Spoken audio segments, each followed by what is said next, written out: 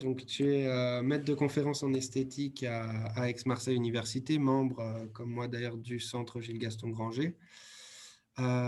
Tes travaux portent sur l'histoire des idées esthétiques, sur l'esthétique du 18e, sur les relations entre esthétique et sciences de la vie, sur le statut de l'objet artistique.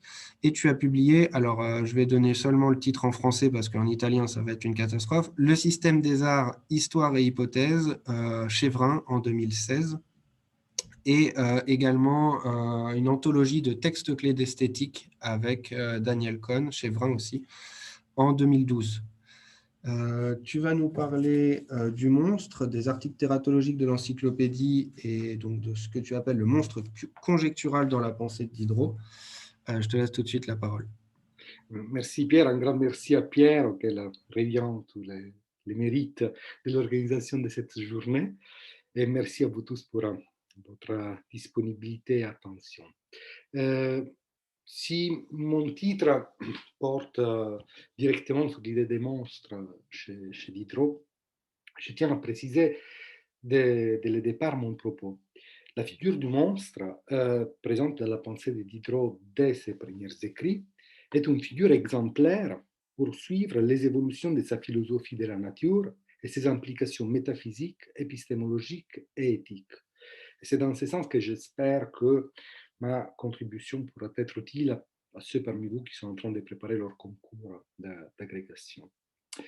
Ma lecture du monstre chez Diderot est influencée par un texte assez audace du XXe siècle, la dialectique der Aufklärung de Théodore Adorno et Max Horkheimer, traduite en français avec le titre La dialectique de la raison, pas forcément la bonne traduction, mais bon, on la garde, qui nous délivre une lecture assez radicale des Lumières. Adorno et Horkheimer achèvent leur texte en 1944 pendant leur exil en Californie. Et leur préoccupation majeure est celle d'expliquer l'origine culturelle du processus de légitimation de la violence qui a conduit l'Europe à la dérive nazifasciste. C'était d'ailleurs la même préoccupation qu'avait Ernst Cassirer en 1945 dans son texte, encore un exilé juif, dans son texte Les mythes de l'État. La thèse de fond de leur réflexion, de la réflexion d'Adorno et Horkheimer, est explicite dès les premiers chapitres du livre, consacré au concept d'Aufklärung, qui, comme vous savez, au moins d'après Kant, a une sorte d'autonomie par rapport à la période historique des Lumières, mais quand même correspondent en partie. Je cite, les mythes lui-même est déjà raison, et la raison se retourne en mythologie. Fin de la citation.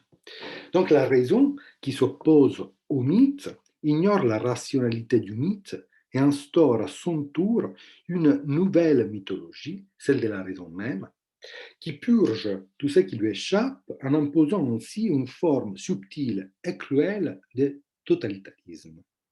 Les Lumières, dans cette lecture, contiennent les germes néfastes de leur autodestruction. La raison accomplit, je cite, l'un des archétypes du pouvoir mythique, l'élimination de l'incommensurable. Fin de la citation. Dans sa généralité, l'interprétation d'Adorno et Horkheimer ne peut qu'heurter la sensibilité du lecteur du texte, des textes du XVIIIe siècle, comme la plupart de nous sommes, qui sait bien comment le siècle est traversé par des contradictions qui minent en profondeur, en réalité, les mythes monolithiques de la raison. En revanche, si nous prenons la perspective ouverte par la dialectique der Aufklärung au sens strict d'une dialectique, et nous la voyons comme une forme de critique interne à la constitution du concept historiquement déterminé d'Aufklärung, alors elle pourra nous révéler certaines tensions qui animent le XVIIIe siècle et certains symptômes de l'autoconscience de la raison dans ses propres limites. C'est dans cette optique que nous pouvons étudier un des topoi les plus exemplaires du conflit de la raison au XVIIIe, c'est-à-dire l'idée des monstres, en comparant les articles de l'encyclopédie qui sont consacrés avec la perspective de Diderot, qui fut parmi les premiers à reconnaître au monstre toute sa portée épistémologique. Comme l'écrivait Canguilhem, je cite, l'existence des monstres met en question la vie quant au pouvoir qu'elle a de nous enseigner l'ordre. Cette mise en question est immédiate, si longue qu'était notre confiance antérieure. Il suffit d'une déception de cette confiance, d'un écart morphologique, d'une apparence d'équivocité spécifique pour qu'une crainte radicale s'empare de nous. Fin de la citation. Or, Diderot, à mon sens, acceptait cette crainte radicale et c'est également à travers l'idée des monstres qu'il a mis en question la foi dans l'ordre de la nature. On pourrait parcourir en entier ses œuvres, de la traduction de l'essai sur les mérites et la vertu de Shaftesbury jusqu'aux éléments de physiologie, pour constater comment l'idée des monstres intervient régulièrement pour mettre en cause de véritables nœuds métaphysiques. L'ordre de la nature ainsi que sa finalité et son dynamisme, la complexité et la multitude de formes de vie, les lois biologiques. C'est notamment à partir de la lettre sur les aveugles de 1749 que Diderot comprend que pour sortir des subtilités stériles de la spéculation métaphysique, il faut, à la suite de Locke, aborder les questions métaphysiques à partir d'une solide théorie de la connaissance fondée sur l'expérience. Les monstres marquent la frontière de cette expérience. D'un côté, la finitude de notre connaissance, de l'autre, la transformation infinie de la nature. L'hypothèse que je voudrais vous présenter aujourd'hui est que les monstres deviennent chez Diderot un monstre conjectural, c'est-à-dire une représentation limite à la fois de l'expérimentation de la nature et de l'expérimentation mentale ou empirique du savant sur la nature. Ces représentations au service de la spéculation métaphysique ne sont pas tirées de l'imaginaire des monstres fabuleux, mais de l'expérience scientifique. Et pourtant, les monstres de Diderot ne sortent pas des gazettes, ni des tables de dissection, pas toujours, mais ils sortent plutôt d'une nécessité à la fois épistémologique et métaphysique. Qu'est-ce que je veux dire avec ça? Qu'on pourrait reconnaître chez Diderot un trait propre à la modernité. Les questionnements métaphysiques ne peuvent pas s'affranchir des données des sciences de la nature, y compris la physiologie de l'homme et de ses organes de connaissance. Elle interroge directement les conditions, les limites et les formes de notre connaissance. Si, comme l'écrit encore Canguilhem, le XVIIIe siècle fait du monstre non seulement un objet, mais un instrument de la science, Diderot en fait aussi un instrument pour sa métaphysique et son matérialisme biologique. Le monstre conjectural est un monstre nécessaire car il montre en même temps les limites de la connaissance humaine et le dépassement de ces limites par la nature. Dans ce sens, le monstre est chez Diderot un véritable experimentum crucis qui détermine les sens à donner à la variabilité de la nature. Bon, en suivant la reconstruction de Jacques Rogel dans son célèbre Les sciences de la vie dans la pensée française au XVIIIe siècle, où il consacre au monstre une section du chapitre sur les débats autour de la préexistence des germes, on peut signaler que, je cite, à partir de 1670, les problèmes des monstres prennent une importance particulière. Et d'abord parce que les monstres sont l'objet d'un examen toujours plus attentif. Le goût pour les mirabilia n'a certes pas disparu, mais les progrès de l'esprit critique ne permettent plus de disserter sur un monstre qu'on n'a pas vu. Fin de la citation. Comme le rappelle encore Roger, en 1832, Isidore Geoffroy Saint-Hilaire, fils d'Étienne Geoffroy Saint-Hilaire, et pionnier avec son père de la tératologie scientifique, dans son ouvrage Histoire générale et particulière des anomalies de l'organisation chez l'homme et les animaux, qualifiait la première moitié du XVIIIe siècle de période positive de la tératologie. Il a distingué ainsi d'un côté de la période fabuleuse, qui va de l'Antiquité aux premières années du XVIIIe siècle, et de l'autre côté, d'une période scientifique qui débute avec les De Monstris d'Albrecht von Haller, sur lesquels je reviendrai tout à l'heure. Dans cette période scientifique, la tératologie, donc à partir de Haller, La tératologie va se distinguer de l'anatomie pathologique ou de la physiologie pour acquérir un statut disciplinaire autonome, en contribuant à travers l'étude des anomalies à la compréhension des lois biologiques générales et des processus de formation du vivant. C'est dans ce sens précis qu'on pourrait parler d'une tératologie chez Diderot, bien que les philosophes ne proposent ni une classification des monstres, ni des analyses ponctuelles des cas. Bon, en considérant l'exploit exceptionnel des études sur les monstres entre les deux siècles, il est assez surprenant de constater que la pauvreté des deux articles monstres parus dans le tome 10 de l'encyclopédie de 1765. Cette pauvreté est seulement en partie compensée par les suppléments où figure un article monstre de médecine légale et surtout l'article Jeu de la nature et monstre sur lequel nous reviendrons parce que c'est signé par les physiologistes médecins Haller que je citais tout à l'heure. Le premier des articles du tome 10, très court, est d'arguments botaniques. Elle est rédigée par Jaucourt, les collaborateurs les plus prolifiques de l'encyclopédie. On peut constater la même prudence que tout à l'heure François Pépin signalait comme attitude méthodologique, disons comme ça, de Jaucourt. Jaucourt ne fait que présenter une définition assez conventionnelle. Je cite, on nomme monstre en botanique des singularités qui sont hors du cours ordinaire. Et ensuite, il donne quelques exemples. À l'honneur de Jaucourt, il faut rappeler que dans le tome 8, il avait rédigé l'article d'anatomie physiologique Jeu de la nature, où il s'est montré bien plus sensible aux enjeux épistémologiques du monstre. Le deuxième article, Monstre, d'arguments zoologiques, est composé de deux parties. La première est signée par Johann Heinrich Samuel Formet, pasteur calviniste allemand, qui avait rédigé l'article anti-libertin Athéisme et qui, à la sortie du tome 10, était surtout connu pour deux de ses ouvrages, L'Anti-Émile de 1762 et L'Émile chrétien de 1764. Il est inutile de préciser la maigre considération que Diderot avait de lui. La deuxième partie de l'article présente un extrait d'un texte de Maupertuis. L'article de Formet condense en quelques lignes les modèles théoriques que Diderot avait attaqués à maintes reprises. Voici la définition offerte par Formet, je la cite.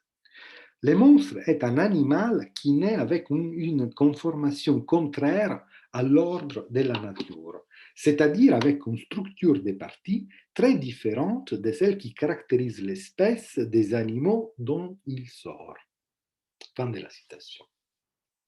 Donc Formet poursuit en donnant deux explications des conformations monstrueuses assez communes à l'époque. Encore, je cite, il y a bien des sortes de monstres par rapport à leur structure et on se sert de deux hypothèses pour expliquer la production des monstres. La première suppose des œufs originairement et essentiellement monstrueux. La seconde cherche dans les seules causes accidentales la raison de toutes ces conformations. Fin de la citation. Il résume ainsi la célèbre dispute qui opposait, dans une acceptation unanime de préformationnisme, la thèse défendue par Winslow de l'existence à côté des germes normaux des germes monstrueux, à la thèse défendue par Louis Lemery qui soutenait l'idée d'une cause accidentale qui agissait sur le développement d'un germe régulier pour le transformer en monstrueux. Ainsi faisant, Formet souscrit de facto au préformationnisme. Pour finir, l'auteur reprend les rares explications sur l'origine des monstres chez Buffon. Et de Buffon, pour lesquels quand même le préformationnisme était un cadre théorique largement dépassé, Formet hérite aussi un postulat implicite dans son article. L'unité et la stabilité des espèces. En appui de la synthèse des explications sur les causes des monstres offertes par Formet, la deuxième partie de l'article, comme je le disais, présente un texte de Maupertuis originairement intitulé Système des monstres, Publié pour la première fois dans la dissertation physique à l'occasion d'un nègre blanc, 1744, et ensuite repris dans la Vénus physique de 1745. Maupertuis délivre une synthèse de la dispute entre Lenedy et Winslow, qui avait animé le débat médical entre 1724 et 1743, en jouant ici le simple rôle de l'historien sans exposer ses idées. Cependant, le choix de cet extrait est assez curieux compte tenu des positions déformées, donc des positions pré-formationnistes déformées. Dès la Vénus physique, Maupertuis exprime à plusieurs reprises son scepticisme à l'égard du préformationnisme et 10 ans plus tard, dans son essai sur la formation des corps organisés, il reviendra aussi sur la génération des monstres, mais cette fois dans une posture nettement matérialiste en défense de l'épigénèse et en particulier de la génération spontanée. On peut constater la distance qui sépare Formé de l'approche propre à Diderot dans les années 1760, c'est-à-dire après la lettre sur les aveugles et les pensées sur l'interprétation de la nature, mais aussi de certains articles de l'encyclopédie, tels que Animal, Encyclopédie ou Imparfait. Les points centraux des désaccords concernent bien évidemment l'idée d'ordre de la nature, que Formé considère comme expression immuable de la volonté divine. Déjà dans la lettre sur les aveugles, par la bouche de Saunderson, Diderot, c'est un passage assez célèbre, défend une position bien différente.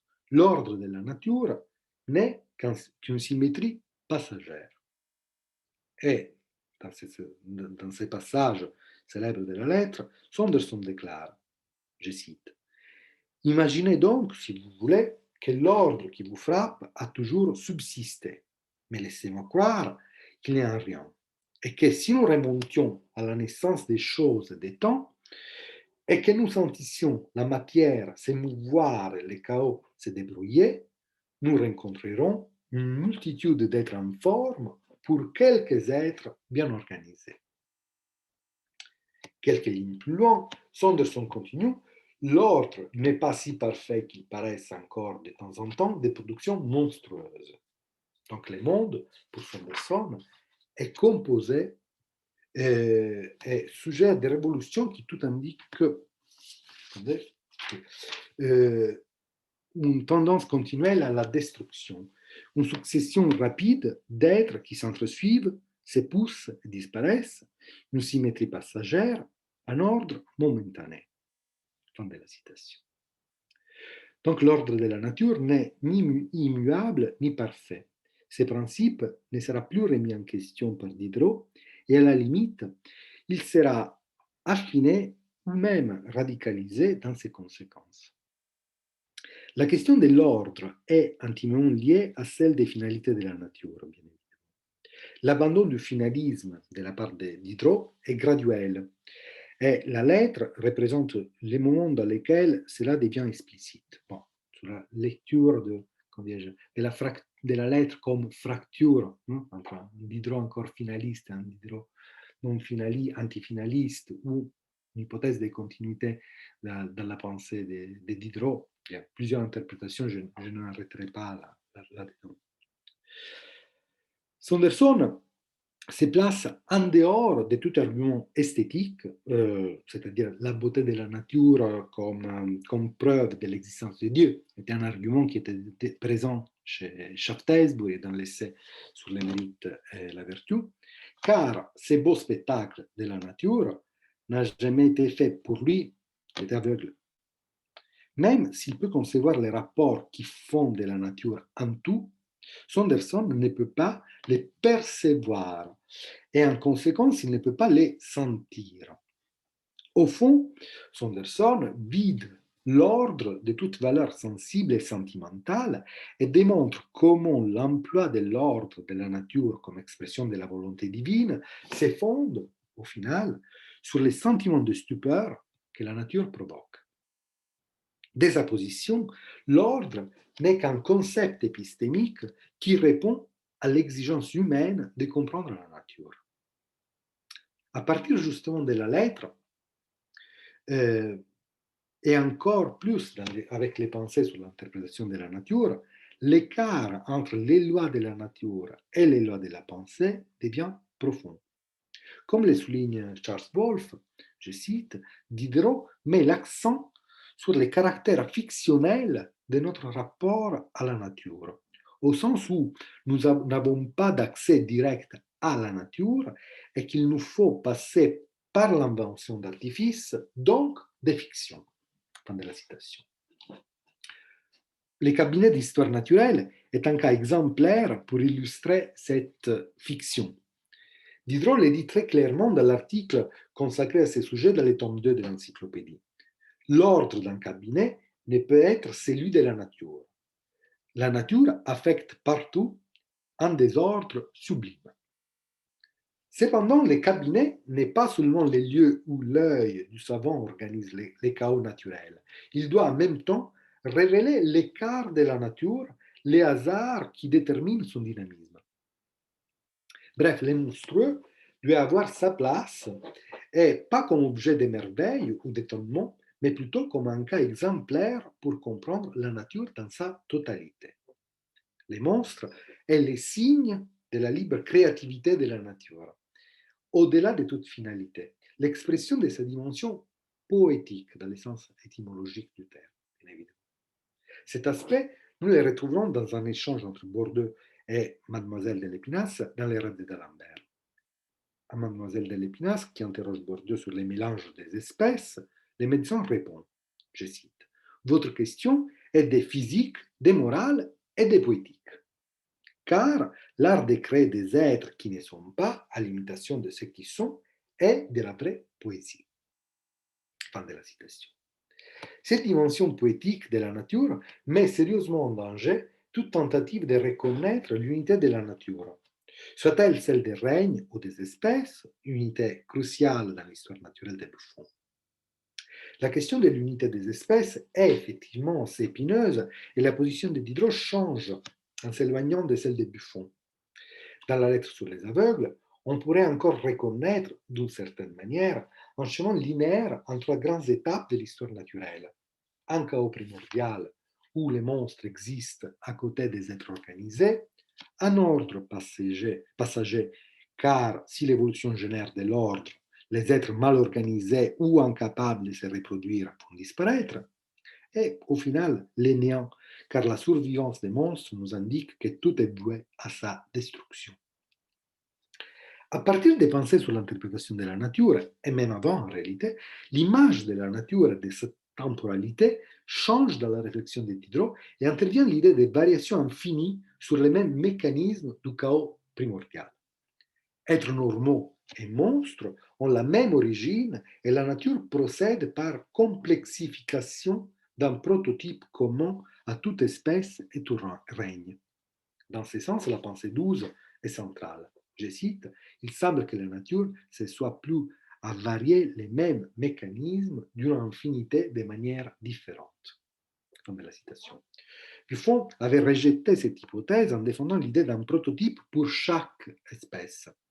Lorsque, pour Diderot, c'est la matière même qui constitue une première forme d'organisation de laquelle tout être descend. La matière, qui dans la lettre est encore caractérisée principalement par les mouvements, deviendra, notamment à la suite de la lecture de Maupertuis, et en particulier de l'essai sur la formation des corps organisés, sensible et pensante. À cette idée de prototype comme première forme d'organisation de la matière, Diderot restera fidèle jusqu'à la fin de sa vie, comme en témoigne l'incipit des éléments de physiologie. Je cite, la nature n'a fait qu'un très petit nombre d'êtres qu'elle a varié à l'infini, peut-être qu'un seul par combinaison, mixtion, dissolution, duquel tous les autres ont été formés. Fin de la citation. Et la diversité des formes, y compris donc celles qualifiées de monstrueuses, ne peuvent pas interrompre la chaîne des êtres. En conséquence, l'ordre momentané que nous pouvons trouver dans la nature n'est pas le résultat d'une évolution et de la disparition des espèces monstrueuses. L'ordre et la norme ne sont rien d'autre que ce qui, à une certaine époque, est statistiquement plus fréquent aux yeux et à l'échelle de l'observateur. Stricto sensu, les monstres n'existent pas. Comme l'écrivait Gerhard Stenger, c'est l'homme qui fabrique des monstres en mettant de l'ordre dans la nature. Une bonne synthèse de ces changements de perspective, nous pouvons la trouver dans l'article imparfait de l'encyclopédie, rédigé par Diderot autour de 1760. Je cite brièvement, en botanique, des plantes imparfaites est très improprement appelé ainsi, car il n'y a rien d'imparfait dans la nature, pas même les monstres.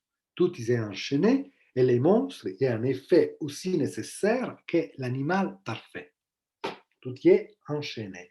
C'est justement cette idée de continuité et de variabilité de la nature qui est au cœur de la pensée de Diderot. Tout s'enchaîne sans cesse et la durée de notre vie est trop courte pour saisir un ordre général de la nature. Ce que nous appelons ordre n'est qu'un état momentané de la nature. Je cite, si tout est in fluxu, écrira Diderot dans ses observations sur Hemsterois, tous les êtres sont monstrueux, c'est-à-dire plus ou moins incompatibles avec l'ordre subséquent. À la limite, la seule chose que nous pouvons comprendre d'un ordre général est qu'il est en flux. Si l'homme étudie l'ordre actuel, il est fait, j'utilise une expression de 20e, pour habiter les mondes et pour comprendre les lois biologiques dont la nature se sert sans la prétention de dévoiler les desseins de la nature. La nature peut faire des sauts rapides en avant et des retours soudains en arrière. La continuité est assurée seulement par la matière et par la sensibilité de la matière, qui est toujours vivante et en train de se transformer. Débarrassé des prudences nécessaires pour la publication des pensées sur l'interprétation de la nature, Diderot pourra, dans les rêves d'Alembert, qui de son vivant ne circulera qu'en forme manuscrite, exprimer avec audace sa position. Je cite, je suis donc tel parce qu'il a fallu que je fusse tel. Changez-le tout, vous me changez nécessairement. Mais les tout changent sans cesse. L'homme n'est qu'un effet commun, les monstres qu'un effet rare. Tous les deux également naturels, également nécessaires, également dans l'ordre universel et général. Et qu'est-ce qu'il y a d'étonnant à cela? Tous les êtres circulent les uns dans les autres. Et par conséquent, toutes les espèces, tout un flux perpétuel. Tout animal est plus ou moins homme, tout minéral est plus ou moins plante, toute plante est plus ou moins animal. Il n'y a rien de précis en nature.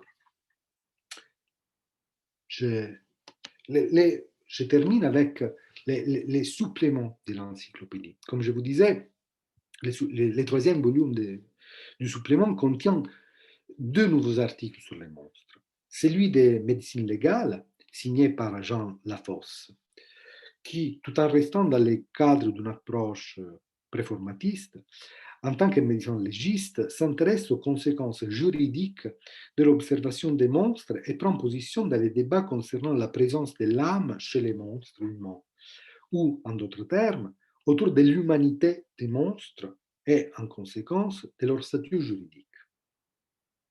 L'autre article du supplément consacré aux monstres, intitulé Jeux de la nature et monstres, est signé, comme je le disais tout à l'heure, par les plus illustres médecins et anatomistes de son temps, Albert von Haller, qui a profondément marqué la pensée biologique de Diderot et surtout ses éléments de physiologie, dont une bonne partie, comme vous le savez, n'était rien d'autre qu'une présentation, voire même des longs extraits des textes d'Haller.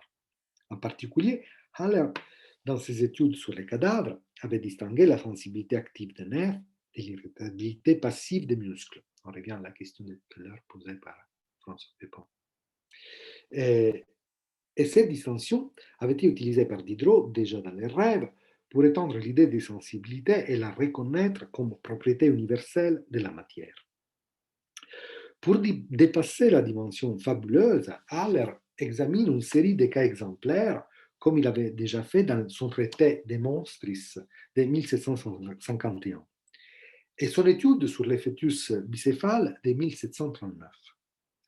Ces remarques représentent bien les contradictions d'une époque de passage. Les jeux de la nature ne sont pas pour lui les résultats du hasard, Et sur ces points, il rejoint la position originaliste de Wieslow, dont il avait été collaborateur à Paris pour quelques mois en 1727. Et pour l'expliquer, Haller fait recours à une distinction qui venait encore de Wieslow, celle entre la structure primitive d'une espèce et sa structure ordinaire. Les monstres seraient une sorte de retour à la structure primitive d'un être. Mais comment les, comment les monstres peuvent être justifiés par les desseins divins? La question est décisive car Haller reste profondément attaché à une idée de finalisme religieux. Dans quel sens les monstres sont-ils la preuve de la liberté de Dieu? La réponse d'Haller est la suivante. Les germes, originairement monstrueux, n'est pas contre nature, mais il est la preuve d'un nouveau dessein de Dieu. Vers la fin de sa vie, la position d'Haller bascule à nouveau dans les champs du préformisme et sur ces points, il ne peut qu'être très loin de Diderot. En revanche, il y a un aspect de la réflexion d'Haller décisif pour Diderot. La nature est un laboratoire et les monstres est une sorte d'expérience de la nature même. Les monstres ne sont pas contre nature, mais plutôt des facteurs de nouveauté. Proposition de nouvelles harmonies, expression du jeu de la nature. Dans l'essence d'Haller, de la liberté de Dieu, pour Diderot, jeu des hasards. Méfiez-vous de celui qui veut mettre de l'ordre, écrit Diderot dans les suppléments au voyage de Bougainville. Cet avertissement est à la fois épistémologique et éthique et nous permet, pour conclure, de revenir au problème d'Adorno et Horkheimer.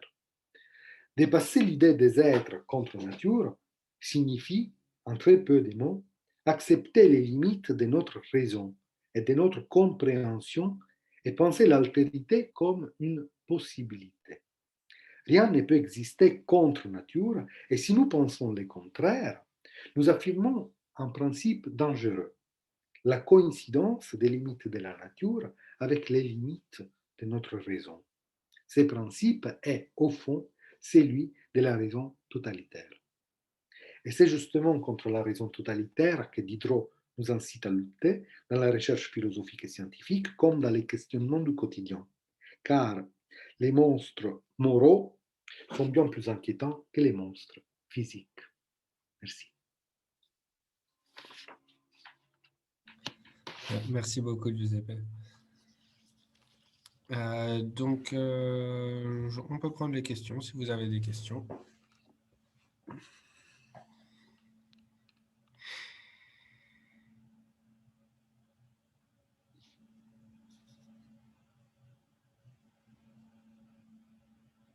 Moi, j'ai une question, si c'est possible. Oui. Alors, merci beaucoup pour ce parcours très riche et très précis aussi. J'ai beaucoup apprécié le traitement différencié aussi du monstre dans les différents textes pour montrer, si ce n'est peut-être des évolutions.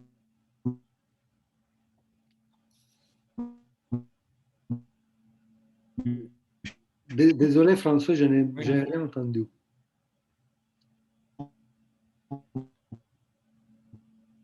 On n'entend pas.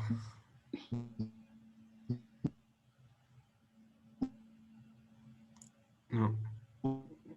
Soit tu peux mettre ta question dans le chat. Très net, ou au moins des inflexions de généralisation. Et le monstre de la femme est simplement destiné à disparaître. On a une sorte de On n'entend pas, François. modélisation du monstre ou de transformation du monstre en modèle. Est-ce que vous pensez que en fait les deux ne pourraient... Pardon, on n'entend pas? Pas du tout, il faut non, que tu pas mettes du tout. C'est bizarre ça. C'est possible. Il faudrait du coup mettre la question dans le chat parce que...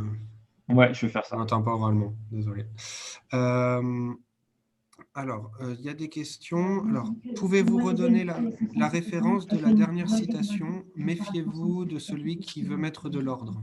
Oui, bien sûr, c'est le supplément au voyage de Bougainville dans les missions. J'utilisais, bon, attendez.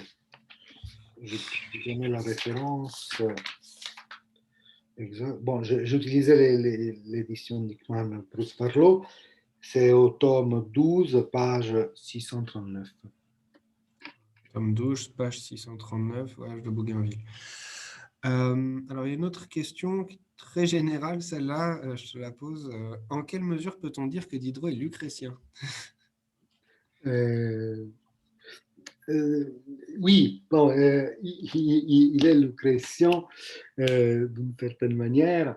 Après, bon, il y avait une remarque, je pense, si je me souviens bien, de Canguilhem qui disait il ne suffit pas d'être lucrétien pour être évolutionniste. Je veux dire, il n'y a pas forcément, il y a dans la conception, dans le matérialisme biologique de Diderot, certainement, une d'éco-lucrétienne. Mais c'est pas forcément une reprise, voilà, du matérialisme de Lucrèce. Mais oui, en général, oui, il y a une présence de Lucrèce qui traverse, je pense, l'œuvre de Diderot. Ensuite, une autre question de Christophe. Adorno et Horkheimer visent bien plus le néokantisme étroit de la théorie de la connaissance et le positivisme que les lumières historiques. Le mythe de la raison est proprement totalitaire et il représente le renversement de la raison dans le mythe qu'elle prétend conjurer. D'accord, c'est pas vraiment tout une à fait question. vrai, c'est-à-dire que merci pour cette remarque. Je l'ai dit très rapidement peut-être. C'est vrai que dès les premiers chapitres de leur texte, ils retrouvent plutôt l'idée d'Aufklärung au-delà de ces coordonnées historiques, disons comme ça. Hein. Comme je l'ai juste évoqué rapidement, mais c'est vrai que d'après Kant, disons, l'Aufklärung devient un concept dans la culture philosophique allemande au-delà de cette dimension purement historique. C'est la raison pour laquelle on peut justifier la traduction française du titre comme dialectique de la raison. Donc, je suis tout à fait d'accord. Et il faut dire aussi que les textes d'Adorno et Horkheimer est souvent cette œuvre de référence. Diderot n'est jamais cité, par exemple, dans ces textes. Et donc, je suis tout à fait d'accord, sauf que c'est bien difficile, comment dirais-je, dans l'argument proposé par Adorno et Horkheimer, de détacher complètement, à mon sens, l'Aufklärung des Lumières, aussi des Lumières françaises, du projet de l'encyclopédie. Il est vrai que c'est dans la théorie de la connaissance kantienne, néo-kantienne, mais je dirais qu'il est difficile de faire toujours abstraction de ça en disant les textes et de mettre à côté les lumières historiques françaises. Mais merci pour la remarque, c'est très juste. Est-ce qu'il y a d'autres questions? Oui, merci Sophie pour la référence aussi à la version, l'édition Bertini. C'est vraiment, pour les agrégatifs, c'est vraiment une référence fondamentale et tu l'as vraiment très, très magnifiquement démontré. C'est qu'elle s'entend au plan épistémologique, moral, politique évidemment. Et alors, au plan esthétique, c'est moins clair. Je laisse des plus compétents que moi le dire, mais enfin, voilà, il faut vraiment que effectivement les étudiantes et les étudiants aient la référence en tête parce que elle est fondamentale, je crois. Et tu l'as très bien démontré. Il est vrai que malgré, comment dirais-je, ma discipline de prédilection est l'esthétique, je n'ai pas parlé trop d'esthétique, de la dimension esthétique. Tu as raison, Sophie. Pour moi, d'une certaine manière implicite, c'est-à-dire que avec Pierre, d'ailleurs, on partage l'idée qu'il est bien difficile de séparer l'esthétique de la connaissance. Et donc, à partir du moment où la sensibilité joue un rôle crucial, tant pour la métaphysique de Diderot que pour sa théorie de la connaissance, pour moi, on est d'une certaine manière dans une dimension esthétique, c'est-à-dire l'effet esthétique devient quelque part un fait fondamental pour comprendre et le processus de connaissance et les rapports qui caractérisent les entités du monde. Moi, j'ai pas le droit parce que j'ai pas demandé la parole, mais j'aurais voulu continuer, mais faisons dans l'ordre. Peut-être on peut les reprendre. Ouais. J'ai participé à plutôt de la poétique que de l'esthétique, en fait. Enfin, une théorie de la production plutôt que J'ai repris juste ces passages du rêve où justement Bourdieu souligne la dimension poétique. Et il est vrai qu'à plusieurs reprises se pose la question entre production originale de la nature et production par imitation. D'ailleurs, aussi, un article que je n'ai pas évoqué là, mais qui est assez intéressant aussi pour questionner la nature des monstres, l'article Produire de l'encyclopédie, et effectivement pose cette polarité entre la production de la nature et la production par imitation. Et je rappelle aussi pour les agrégatifs qui trouvent peut-être l'édition Légion un livre sur Internet, que dans les tomes 2 de l'édition de 1791, en fait, Neigeon monte des extraits de Diderot dans un chapitre sur les monstres. Et notamment, il y a l'article Produire et l'article Imparfait, qui sont quelque part mélangés dans cette construction, dans ce collage, disons, de Neigeon. Alors ensuite, il y a la question de François, du coup. Version simplifiée. Alors, dans le passage des éléments de physiologie, Diderot semble généraliser le monstre et en faire un modèle pour penser un ordre immanent et relatif. Le monstre disparaît alors comme être particulier. Ce dernier monstre est alors un point de vue humain. Pourtant, les deux approches ne sont pas incompatibles à condition de regarder le monstre particulier comme un être relatif qui disparaît et non en raison d'un vice intérieur. Ce que disait pour sa part l'être sur les aveugles, mais d'un rapport défavorable avec l'environnement. Il y aurait alors à la fois un monstre modèle général du vivant et certains êtres dits monstrueux qui disparaissent. Je suis tout à fait d'accord, je n'ai pas grand-chose à ajouter, c'est-à-dire qu'il y a toujours ce que peut-être j'aurais pu montrer encore plus clairement, c'est que les monstres est à la fois une production de la nature, on revient à la question de la production quelque part, et un monstre du regard, hein, produit par les regards de l'observateur de la nature. Donc, cela justifie, je suis tout à fait d'accord avec la remarque de François Pépin, le fait qu'on peut avoir un monstre modèle général, d'une part, et des monstres particuliers qui disparaissent, qui rentrent dans l'évolution de la matière. Donc, je partage pleinement cette... Est-ce que je peux ajouter quelque chose? Excusez-moi, Oui. pour aller dans votre sens. Nous sommes tous des êtres plus ou moins monstrueux. Hein, c'est ce que dit Diderot dans les éléments de physiologie.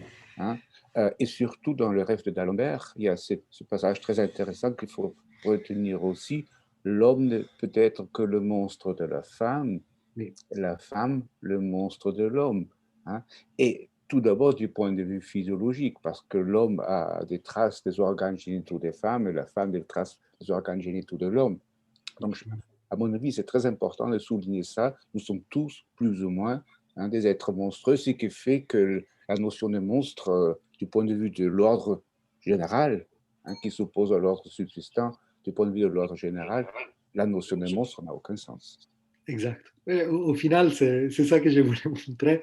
On pourrait, je pars au paradoxe un peu de votre remarque très juste, c'est qu'on pourrait substituer les termes monstre avec les termes différents et mettre l'accent sur la différence représentée par les monstres. Mais ce n'est qu'une monstration de la différence, là où la différence est plus explicite. Mais au fond, tout est monstrueux. Oui. Parce que tout est différent. Il y a plus ou moins. Hein. Statistiquement, il y a davantage de ressemblance. Mais d'une certaine manière, tout est monstrueux dans le sens que, justement, l'homme est le monstre pour la femme est le monstre pour l'homme. C'est-à-dire, à chaque fois qu'on remarque une différence, on pourrait utiliser le terme monstrueux dans le sens on revient au prototype, en quelque sorte, qui a varié. Hein, comme qui se suit, ce sont des variations d'un prototype d'être initial. la chose qui est intéressante, à mon sens, je reviens vraiment sur cette polarité entre théorie de la connaissance et métaphysique, c'est-à-dire que la différence, c'est aussi une limite de notre compréhension à chaque fois. C'est-à-dire, si nous avons besoin du monstre, c'est aussi parce que nous ne pouvons pas toujours comprendre la différence. Nous n'arrivons pas à comprendre la différence. C'est ça, à mon sens, la richesse au sens fort épistémologique du monstre. Alors, peut-être une dernière question pour finir sur le même thème que ta conclusion.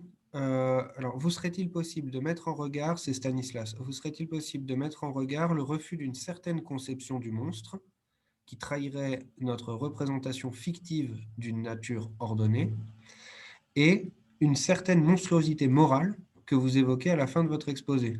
Monstruosité qui semble apparaître à plusieurs reprises chez Diderot, et ce, dès la traduction de Shaftesbury, puis dans les pensées philosophiques, et qui serait du coup celle d'un homme sans passion. C'est en fait, si on cherche à parcourir les occurrences du terme monstre dans l'œuvre de Diderot, le premier sens est moral, c'est-à-dire que justement dans la traduction de l'essai sur les mérites de la vertu de 1745, déjà on a cette figure-là du monstre moral, c'est-à-dire un homme sans passion et sans désir d'une certaine manière, au point que certains passages du commentaire de Diderot sont repris dans un article de l'encyclopédie, l'article Célibat, où justement la question du monstre moral, dans le sens d'un homme qui ne sent pas de l'amour, est déjà une figure du monstrueux. Mais je pense que de cette première version du monstre, cette premier emploi du monstre chez Diderot, il y a petit une évolution, une radicalisation du terme monstre, grâce aussi au passage, disons, métaphysique et épistémologique. C'est-à-dire que les monstres moraux, les monstres moraux sont toujours des monstres par la société, par le regard social. C'est-à-dire qu'ils ne sont pas des monstres produits par la nature. C'est-à-dire que la question de la morale est une question directement liée, surtout dans les premiers écrits, au regard qu'on porte sur les différents. Et surtout sur l'homme qui, justement, n'a pas de passion. Au contraire, pour moi, il y a une métamorphose aussi du concept de monstre. Et quand j'évoquais les risques d'une pensée totalitaire, d'une certaine manière, ça si, oui, c'est monstrueux, c'est justement pour cette sorte de confusion entre notre regard, c'est-à-dire les limites de notre connaissance, et les limites du monde. À chaque fois qu'on fait ça, on crée des monstres, mais là, on devient nous des monstres moraux, dans le sens qu'on applique au monde une grille qui n'est pas du monde. Ok, merci beaucoup, Giuseppe. Je vois qu'il y avait